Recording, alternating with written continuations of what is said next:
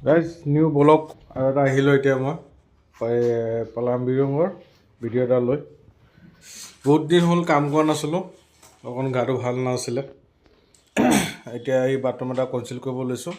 একদম simple bathroom আৰু একদম কোনো ই নাই এতিয়া ইয়াত চিট বহাবৰ কথা আছিলে এই টক্টা চক্টা চব ৰেডি কৰিছিলোঁ তাৰপিছত এতিয়া ইয়াত এতিয়া কুমুদটো বহিব এইখিনি এতিয়া ধুনীয়াকৈ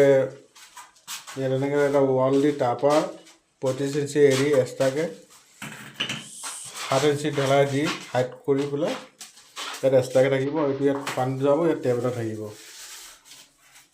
কেনেকুৱা লাগিছে ভাল লাগিছে লাইক ছাবস্ক্ৰাইব কৰি দিব একদম লাষ্টত ভিডিঅ'বিলাক চাব এতিয়া বৰ্তমানৰ কাৰণে আইনেছ পাতৰ কাৰণে আপুনি চাব